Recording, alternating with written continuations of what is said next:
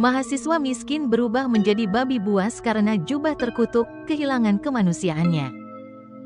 Marek adalah seorang mahasiswa miskin yang tinggal di rumah kos tua yang hampir runtuh di pinggiran kota, sebuah bangunan reyot, diapit oleh gedung-gedung terbengkalai dan pabrik kosong.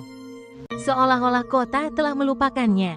Dindingnya mengelupas seperti kulit terbakar matahari dan pipa-pipanya menangis karat di malam hari.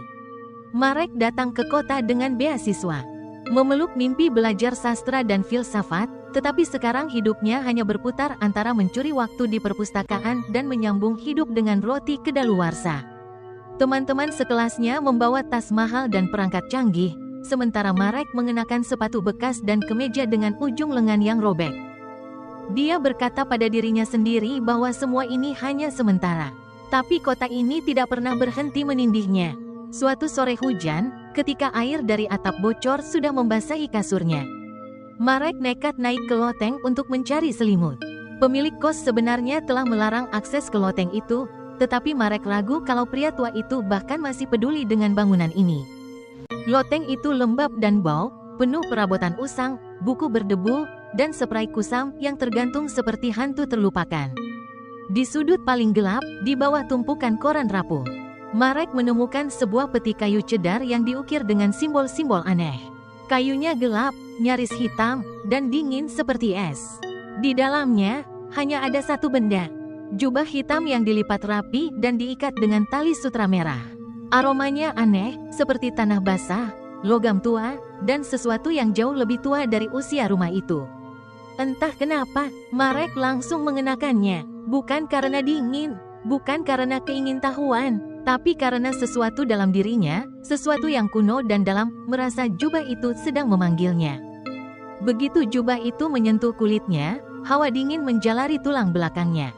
Loteng itu bergetar, napasnya menjadi kabut, lalu segalanya gelap. Ketika Marek sadar, ia berada di luar, di lorong belakang toko roti yang belum pernah ia kunjungi.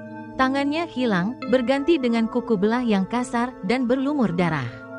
Mulutnya terasa lebar dan sakit. Saat melihat bayangannya di jendela toko yang berkabut hujan, ia tak melihat wajah manusia.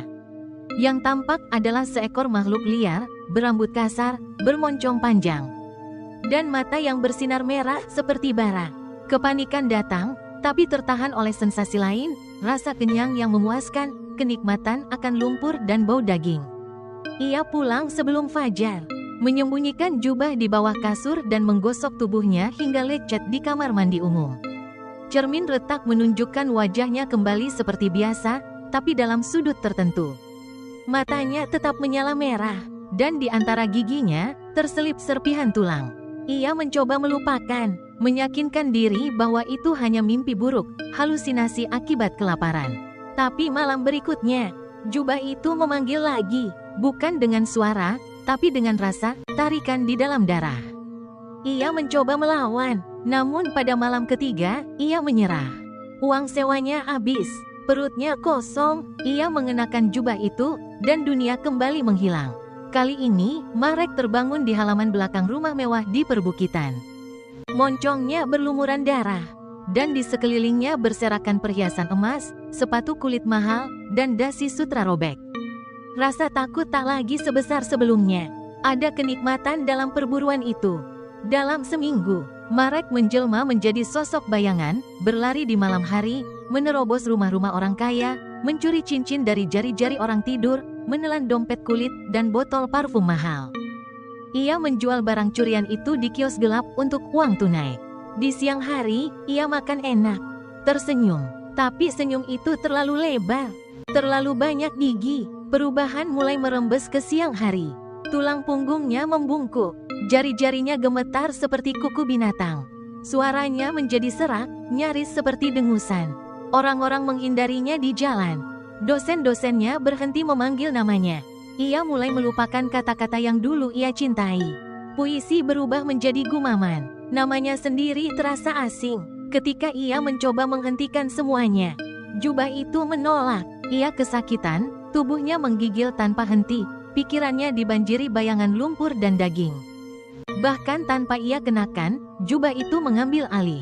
Ia berubah saat sedang makan roti. Moncongnya tumbuh, dan kaca cermin kamar mandi pecah oleh lengkingan makhluk yang bukan lagi manusia. Kini, ia bukan lagi pencuri. Ia menjadi pemangsa. Ia mencium bau ketakutan dari rumah-rumah besar. Ia menerobos, bukan untuk emas, tapi untuk daging. Surat kabar mulai menulis tentang makhluk malam, babi hitam berjubah, yang muncul dan menghilang tanpa jejak. Seorang anak kecil yang selamat menggambarkan babi bermata merah dengan jubah yang hidup seperti ular. Polisi menyalahkan narkoba, psikolog menyalahkan trauma, tapi orang kaya mulai menyewa satpam dan mempersenjatai diri. Lama-lama, Marek tidak lagi bermimpi. Ia tidak lagi tahu siapa dirinya. Tidak tahu kata, tidak tahu dosa, hanya lapar dan bayangan. Tapi suatu pagi yang dingin, makhluk itu kembali ke loteng. Peti cedar itu masih ada, seperti menunggu. Ia berdiri di depan cermin yang retak. Menatap bayangannya sendiri, makhluk buruk rupa dengan tubuh bengkak, gigi mencuat, dan jubah yang bukan lagi kain, tapi kulit. Jubah itu telah menyatu dengan tubuhnya, berdenyut seperti otot. Berbisik dalam bahasa tua, Marek, atau siapapun ia dulunya, mengeluarkan suara aneh. Bukan erangan, bukan tangisan, tapi sejenis panggilan kematian. Lalu ia menghantam cermin dan menghilang. Berbulan-bulan berlalu, kota melupakan, mahasiswa baru datang ke rumah kos.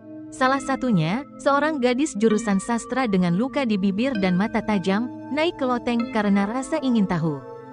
Di sana, di balik terpal, ia menemukan peti tua.